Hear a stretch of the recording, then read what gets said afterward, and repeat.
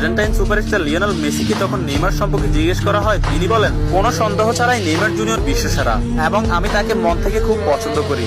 এবং Argentine midfielder Rodrigo D পল বলেছেন, যারা নেইমার জুনিয়রকে ভালোবাসে না তারা ফুটবলই বোঝে না। ফ্রান্সের বিশ্বকাপ জয়ী কিলিয়ান এমবাপ্পে বলেছেন, নেইমার শুধু ফুটবলের রাজা নয়, মহারাজাও বটে। আর্জেন্টাইন গোলকিপার এমিলিয়ানো মার্টিনেজ বলেছেন, আমি নেইমার জুনিয়রের অনেক বড় ভক্ত। আর্জেন্টাইন বিশ্বকাপ জয়ী তারকা ডিয়েগো ম্যারাডোনা বলেছেন, আগামী 10 বছরে 10 জন মেসি আসবে, কিন্তু আগামী 10,000 বছরেও একজন নেইমার আসবে না। হল্যান্ড ও বার্সেলোনা স্ট্রাইকার রবার্ট লেভানডস্কি বলেছেন, নেইমারের মতো ফুটবলার জন্ম নিতে হলে আপনাকে 100 বছর অপেক্ষা করতে হবে। তাছাড়া ইংল্যান্ডের প্রিন্স ডেভিড বেকহাম বলেছেন, আজ পর্যন্ত এমন কোন ফুটবলার আমি দেখিনি যার ভেতর নেইমারের মতো ফুটবল আইকিউ আছে, এবং ফুটবলের ক্ষেত্রে কেউই নেইমারের লেভেলের নয়, সে দুর্দান্ত।